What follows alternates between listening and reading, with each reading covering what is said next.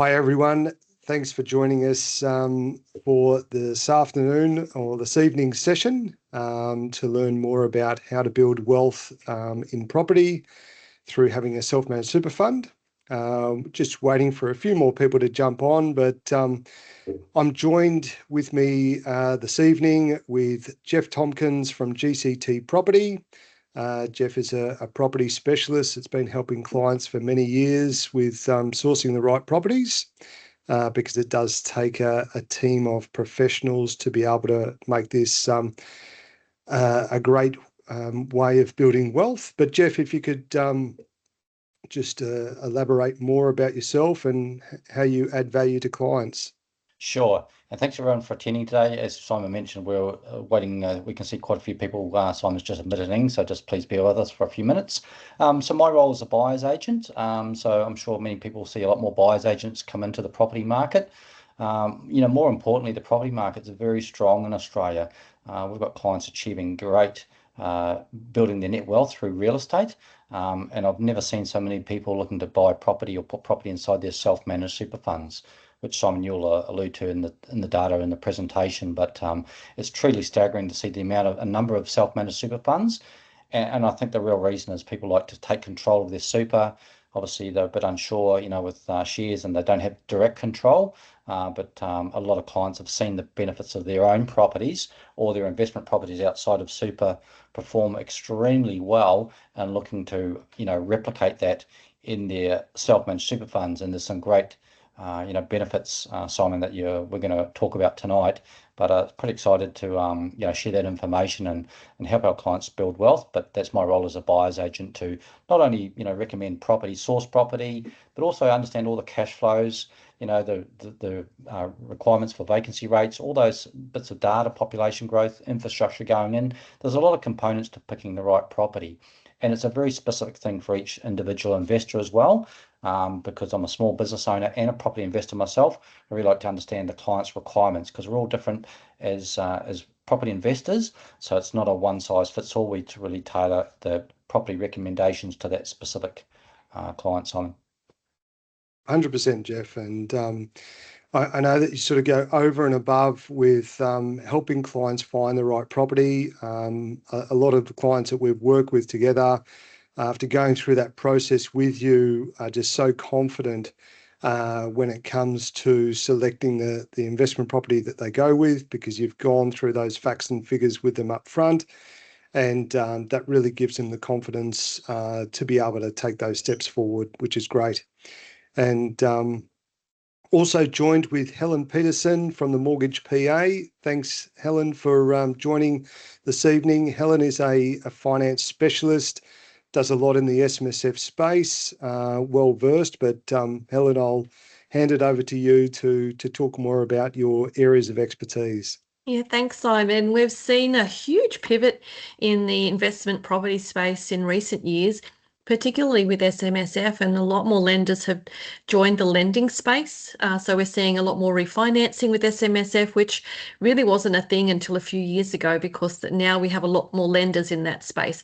So it gives borrowers flexibility and choice and competitive interest rates too. So it's a great place to be working in, and I look forward to assisting people. Fantastic. Excellent. Thanks a lot, Jeff and Helen. So look, let's get into it. Now, we are going to be recording this afternoon or this evening session. So we will be sending out a copy of the recording afterwards. We do also have a Q&A session at the end. So please, if you've got any questions that come up as we go through today's session, if you could just put them in the chat, we can answer those at the end, or if there's any other questions at the end, just let us know. So look, as I touched on it, it really comes back to having the right team of professionals to be able to help go through this process as far as building wealth when it comes to having a self. Simon, you're just on mute there. That's better. Yep. Okay. Thanks, Helen. It Oops. would have been an interesting session if I was muted the whole time. So before we get into it, look, just want to cover off with a general disclaimer.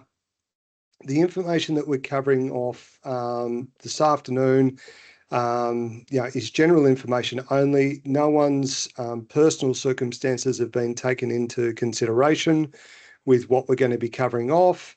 In saying that, though, we do invite everyone at the end who would like to book in with either of us, or ideally all of us, because that's what it's all about with working together, to at least have a complimentary session where we can go through your specific circumstances at that point, and obviously answer any other specific questions that you have.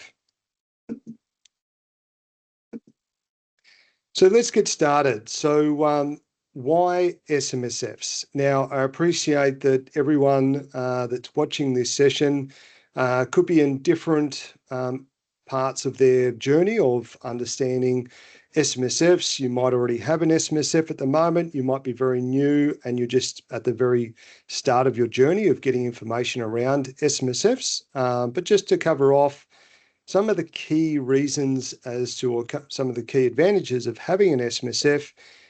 First of all, it does not impact your personal cash flow. Okay, so it's very separate, and Helen will talk more about that as we go through the session. Also, it's very safe and secure. So an SMSF in itself is a trust account or a trust fund. As a lot of people are probably aware, trusts are used to provide asset protection, and that's no different to having an SMSF. So it does give you that asset protection for your funds in there.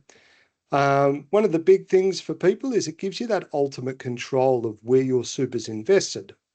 So most of you have probably got super with an industry or retail super fund where it's pretty much set and forget. Your employer pays money in there with every pay cycle, and you probably don't take too much notice of it.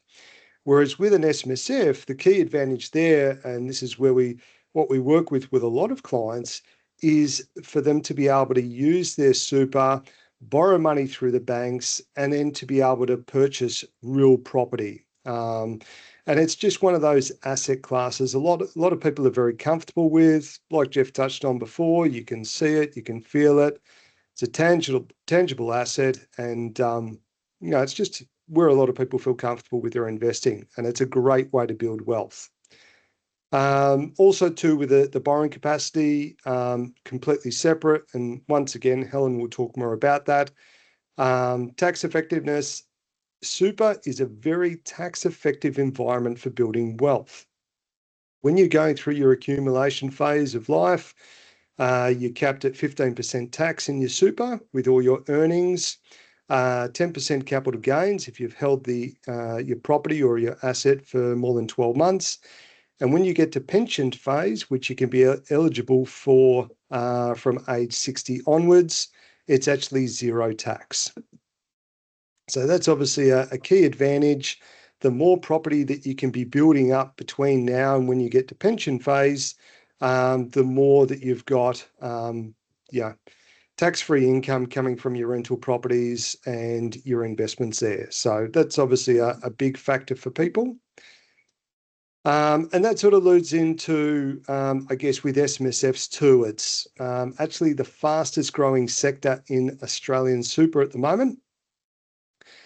Combined total assets in SMSFs or self-managed super funds is just over $1 trillion. To put that into context, the entire super industry is just shy of 4 trillion. So we're talking about just over 25% of the total money in super is in SMSFs. So that's a great indication as to, it's definitely not new. It's been around for a long time. 653,000 active SMSFs in Australia at the moment. So you can see that, that's where a lot of people are going to seriously build their wealth for retirement. Okay, so how it works. The SMSF really is your retirement money box.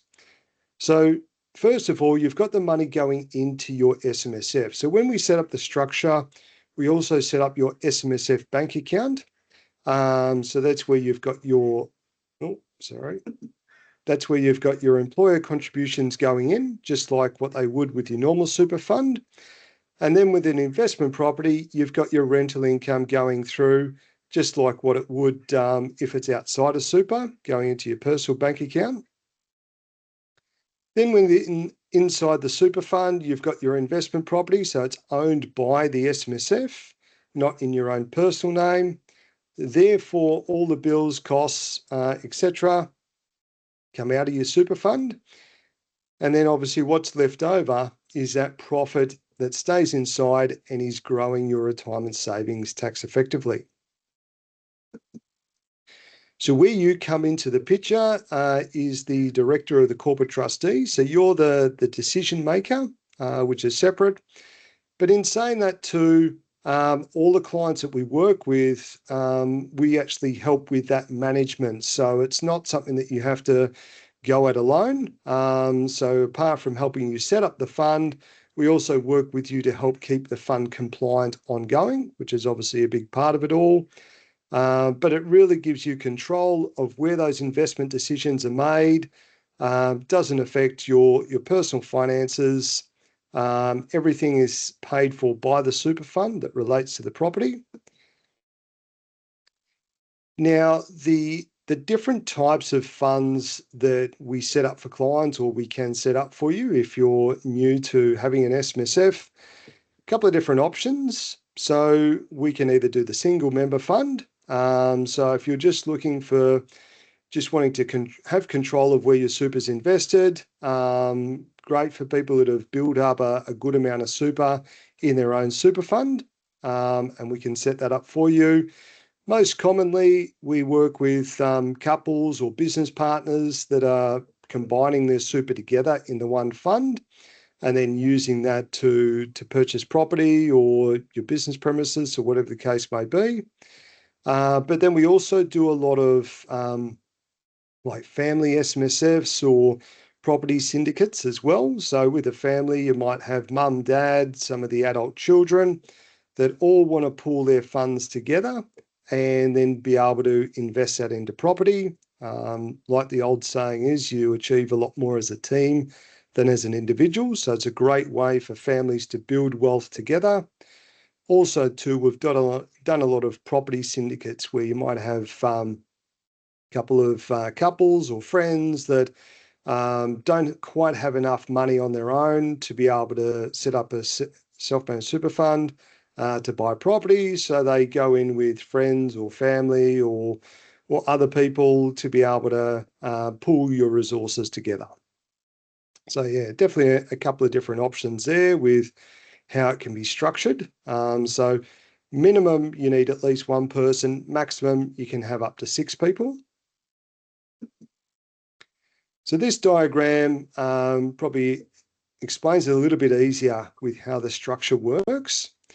So to buy property through an SMSF, you've got your self-managed super fund or the trust fund that has its own ABN and tax file number. And like we talked about before, we set up the bank account. So you've got your existing super rollovers go in there, your employer contributions, and then any personal contributions, salary sacrifice, etc., will go into that bank account.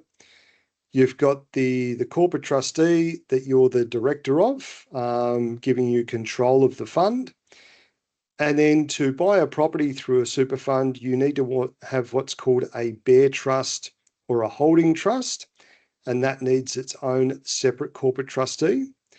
So the corporate trustee of the holding trust and the bare trust, or the holding trust, is actually the legal title holder of the property while it has a mortgage against it. And that's done under a limited recourse borrowing arrangement. What that means is, worst case scenario, if you default on the loan, the bank can only go after that one particular property in that one bare trust. They can't go after any of the other assets that you hold in your super fund, or if you've got multiple properties and multiple bare trusts, the risk is siloed to that one property and that one bare trust. And then as far as the money flows, like we touched on before, mortgage repayments and other expenses are coming out of the bank account and the rental income is going back into the bank account. Okay, so in respect to the lending side of things, and I'll hand over to Helen to talk more through this side of things.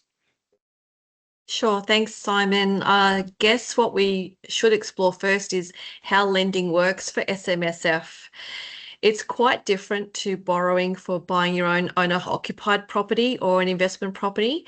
When you borrowing in an SMSF, the lenders will apply a special lending a special lending arrangement for the purpose of understanding if the fund can make the repayments on that SMSF property. So they're assessing solely whether the fund can take care of the repayments itself. Generally speaking, they're not assessing what your personal living expenses and liabilities are. Very rarely does that come into play. Generally speaking, they're just assessing what the fund receives in terms of rental income, and then your employer contributions to superannuation. And if you make additional super contributions yourself, that can be included as well. And they will apply a buffer so that you can have confidence if the rates go up, as they want to do, and then they come down, of course. But you can have confidence that you'll be able to meet the repayments, or they've assessed that you can meet the repayments if the rates do fluctuate a little bit. So that's how they assess the loan. Because it is a specialised lending facility, you don't have access as a borrower to lender's mortgage insurance. If you've bought a property and you've borrowed more than 80% of that property value, you will have paid generally lender's mortgage insurance, which covers the bank if you default on the loan. With self-managed super funds, you don't have access to that facility, and therefore you must be able to meet the initial deposit of between 20 to 30%, and that needs to include the costs, so stamp duty, conveyancing fees, the other costs associated with buying the property. You're essentially looking at borrowing a maximum of 70 to 80% of the property value, and the fund has to come up with the difference. So that's how, generally speaking, SMSF lending works, and it is kept separate to your personal lending.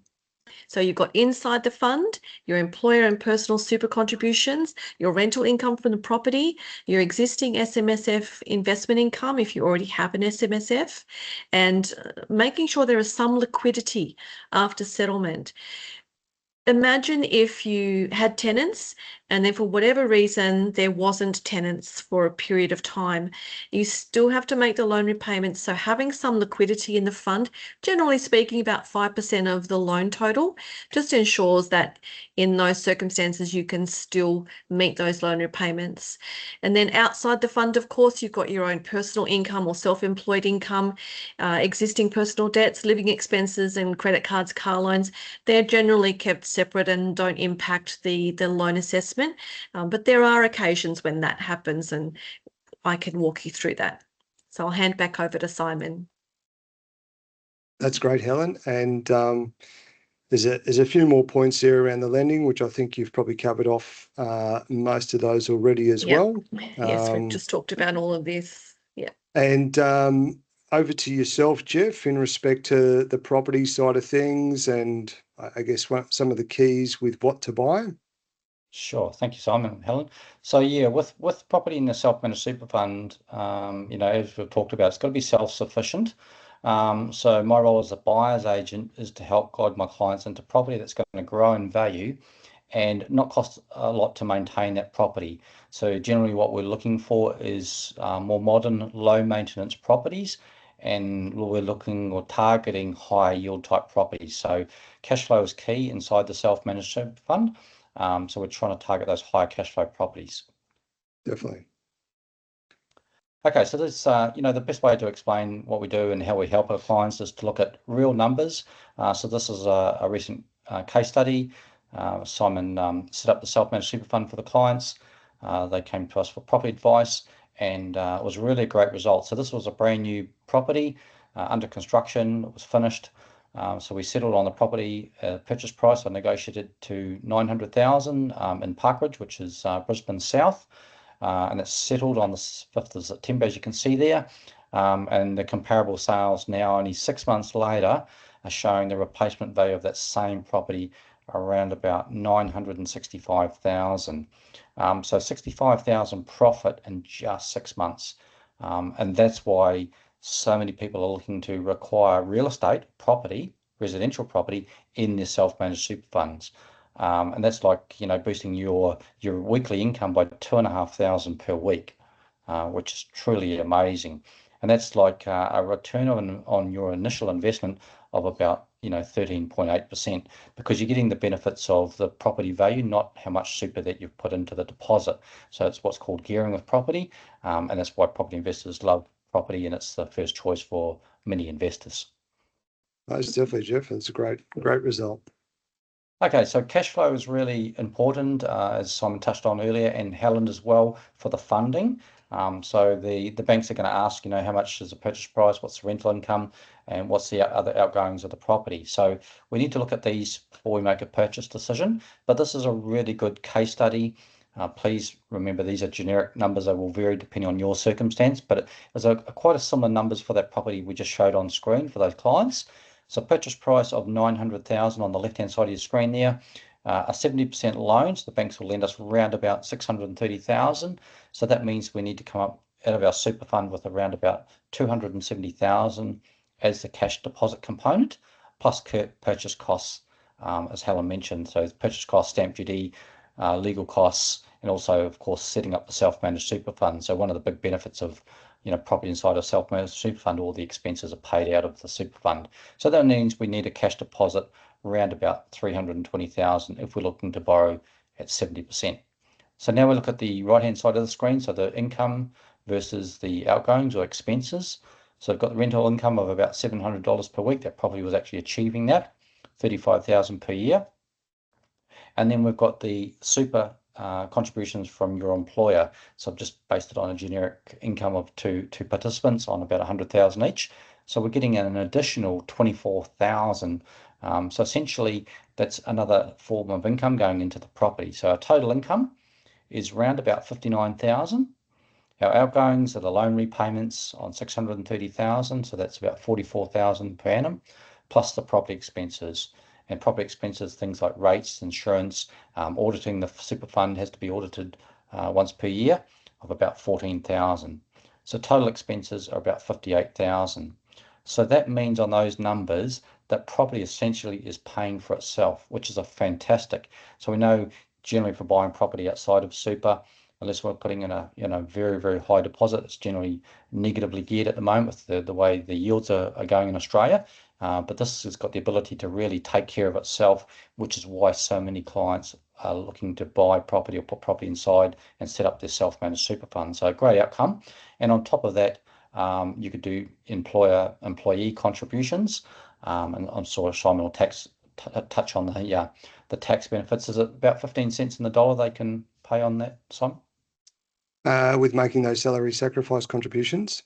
Yeah, look, depending on their marginal tax rate will depend on the tax savings there, but it's definitely definitely advisable if you've got that surplus income. And also too, it really helps with Helen's side of things with the borrowing capacity. So in the borrowing capacity goes on your starting amount, and obviously those contributions going into the fund along with the rental income. But yeah, that can make a big difference there as well.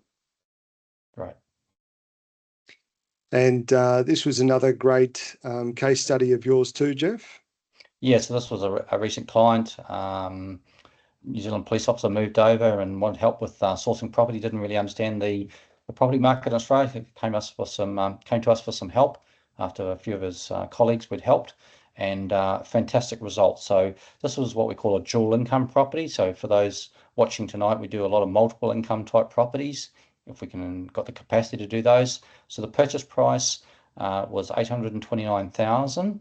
And the forecast rent it was on a very small block of land. So when people ask what's the land size of that property? Well, really, we should be asking a better question. How much is this property going to make us in capital growth? What's the forecast capital growth? And also, what's the cash flow? How much is this property going to pay us or cost us out of pocket per week? This was a fantastic example of a perfect property in a self-managed super fund. The rent was forecast at 780 to 840 a week for the 2-bedroom and 1-bedroom unit.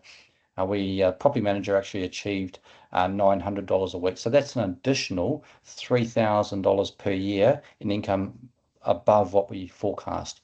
And that property not only was cash flow positive, but it's also grown in value. Just got bank valuation 12 months after settlement. And that property's gone up 100,000 in value. And we're helping Liam with his next investment property. And he's using the equity from this property for the deposit. So great result. It's like saving an extra 100,000 per year or having an extra income. It's one of the benefits of property in the right corridor at the moment. Definitely. And that was on a pretty small block you were saying too, Jeff. Yeah, that block of land for anyone watching tonight was on 255 square meters of land. So again, it's not about land size, it's about supply and demand. This was a very small block of land, a very small 2 and 1-bedroom unit, but it was in a very high growth location that we recommended. And obviously the property was rented, I think was within a week, the 2 units. So high demand. Definitely. What a great result. Fantastic. Clients were very happy. Yeah, most definitely. So like we touched on earlier at the start, and obviously as you've seen listening to myself, Helen and Jeff, to be able to make building wealth inside a self-managed super fund with property, it really takes a team of specialists being able to collaborate well together, which we do and we've done on many occasions, to be able to make it a very streamlined process for you. So obviously with the financial planning side of things, which is where we help out, obviously with Helen looking after the lending, Jeff with the property side of things, and we work with specialist SMSF accountants as well, with keeping the fund compliant ongoing with the tax and audits. It really comes together well and, like I said, makes it a very streamlined process for you to build wealth, get everything set up initially, obviously, but then building wealth through that journey between now and retirement, and obviously through retirement as well. Okay, so for the Q&A, we've got a couple of questions that we get a lot here in general, so I'll just sort of cover those off, and then I'll just go to the chat if there's any questions there.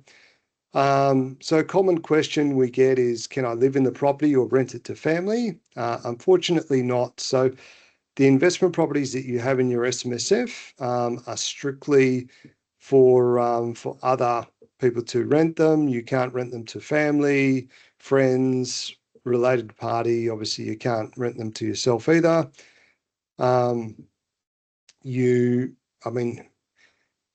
With personal savings for the deposit, obviously it's going off what you've got in super. However, in a lot of cases, we can help clients make lump sum contributions into your super fund to boost the balance.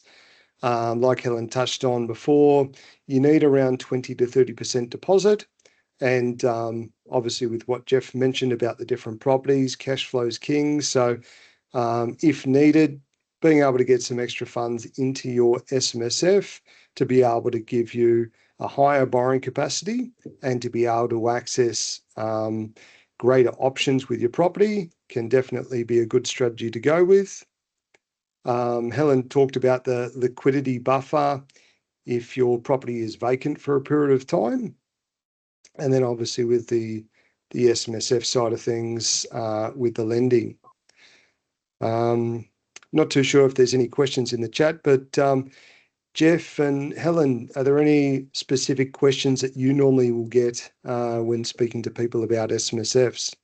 Yeah, one of the common questions I get, and I know we're recently helping our clients, Simon, with clients that are maxed out with their own personal investment properties. Yep. And a lot of people come to us that really can't get funding from the banks to build their property portfolio. And a lot of people aren't aware that they actually can use their, the self-managed super fund and to build their property wealth. And there is very important to be aware. We quite often get asked, can I buy this property or that property? Just remember, it's just like your investment properties outside of super. It's got to be in a good growth corridor. It's got to be in an area where there's growing population. We must check the vacancy rate to make sure that there's a number of tenants looking to rent properties in this location, and we must understand the cash flow before we make a decision. Definitely. Another, just on that too, I mean, a question I do get asked quite a bit too is about buying new properties through super. If you could sort of touch on how that works, Jeff. Sure. So we do a lot of new properties, freestanding homes, and multiple income properties because it gives you, more tax benefits, less maintenance costs, so a better net income.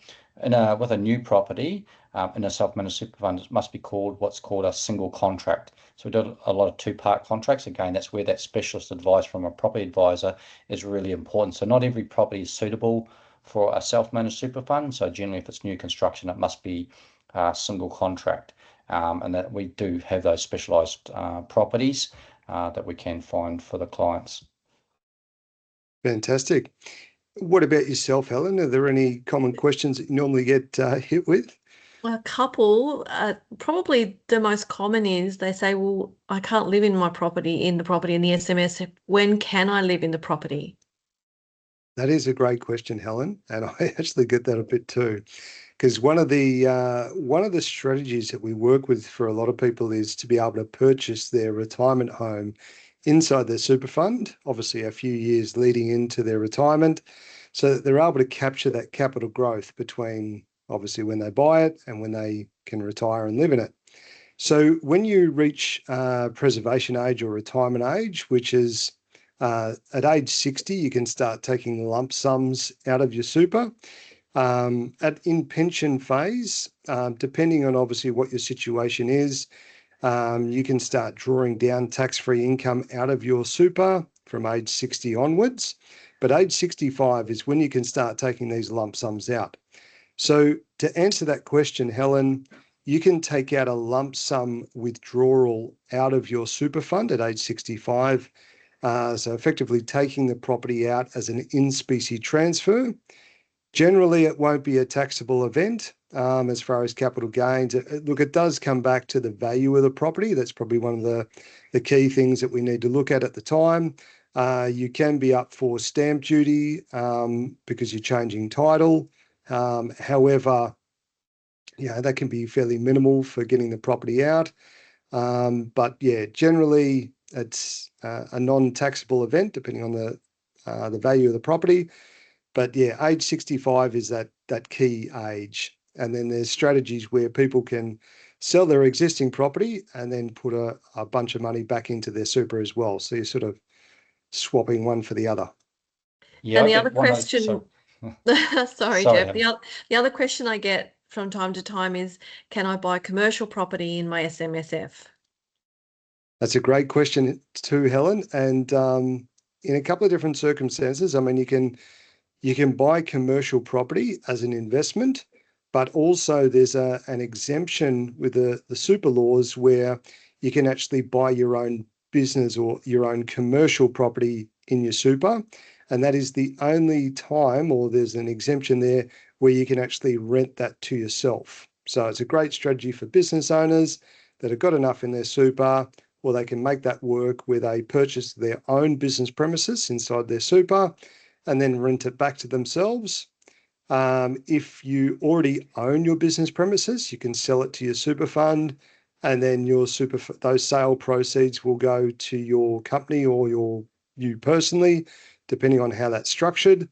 So for a business owner, it can be a great way to inject a lot of cash back into their business to be able to grow and expand if you already own your business premises. Or pay down the family home. Or pay down the family home, or whatever else you want to use Lots of options. those Yes. sale proceeds for. Yes, it does give you a lot more options. Yeah, I get a common question about, can I transfer one of my current investment properties into my self-managed super fund, Simon? Great question. It depends on the type of property and what the zoning is, or the probably better to put the use of the property. So residential properties, no. Commercial or mixed use properties, yes. And there's different ways to be able to get that in there as well. So sometimes it's more tax effective to structure that over a period of time where it's done on a percentage basis. So we can look at offsetting, duties and capital gains and different things like that, because that's one of the other things to consider. Is it is a change of titles, so it does trigger a capital gains tax event. However, like we talked about before, being in super, especially in pension phase where you pay zero tax, the more properties that you've got inside super, especially that have got little debt or you own outright, and you've got that tax-free rental income coming through, as opposed to having those properties outside of the super environment and then obviously paying the applicable tax depending on your situation. Yeah, that probably leads into another question I get asked a lot. How much capital gains tax do I have to pay in my property in the self-managed super fund when I get to retirement phase, when they have to sell it, and if they want to take the profit, take the equity out, what's my capital gains tax liability? Okay, so just confirming, when they want to sell the property inside the super fund and then just start living off the proceeds, is that Correct? Yeah, retirement phase. Yeah. Yeah, good question. So in retirement phase, you pay zero. Wow, that's great. That's awesome. So you don't want to sell it before you get to retirement phase. So the way the capital gains tax works, if it's less than 12 months, it's 15%. If it's 12 months or greater, it's 10%. If it's in pension phase, it's zero. Wow, that's a So very good incentive, isn't it? yeah, and you don't want to get that wrong either. So if you're close to 12 months and you sell it, then you're going to be paying an extra 5%, or if you're close to pension phase or you're not too sure. And this, I guess, comes back to the value of professional advice to be able to, because a lot of people have, you know, mistimed different things and have consequently had to pay additional taxes than what they should have or they could have paid if they'd got better advice. Sure. Thanks for clarifying that. No worries. Okay. Any other questions at all, or is that pretty much cover off the key ones? I think that's pretty much covered off the key ones, Simon. Fantastic. So with that said and done, that sort of comes to the end of today's education session. So as you can see there on the screen, you've got all of our contact details. You've got the QR codes there.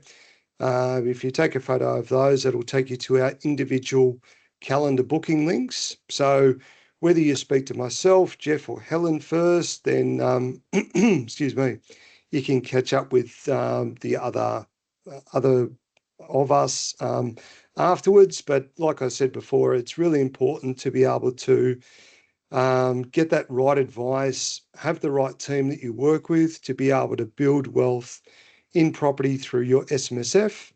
And yeah, we look forward to speaking with you again soon. Happy to answer any questions and chat to people as needed, and happy lending, happy property hunting as well. Yeah, and I'll just touch on another question. I know we help a lot of clients with self-managed super funds, how important it is to get the structure right, because I know when we come to get the loan, we've had a lot of conversations about the correct name and the structure. It's a very complicated process if you're trying to do it yourself. So I personally wouldn't, recommend that process, because I've seen firsthand it affects the borrowing when Helen's helping you with the lending, affects the purchase contract, and the ability to borrow. So I think it's really important to make sure from day one that you get really good professional advice and set up the self-managed super fund correctly. Mm-hmm. Oh, definitely, Jeff. And just touching on that too, I mean, I've heard of too many stories where someone has purchased a property that they want to buy in their self-managed super fund. They've put their personal name on the contract. It's gone through. and then they've had to change to their SMSF name, but because it's gone in their personal name, they're then up for paying for stamp duty twice instead of once because, yeah, once again, they just didn't get the right advice to start with and have it all set up properly. So, yeah, a lot of issues can arise if you're trying to navigate through it yourself and without having that right guidance and working with the right team. Thanks for clarifying. Totally agree, Simon. But thanks everyone again for watching and look forward to speaking with you soon. Bye for now. Yeah.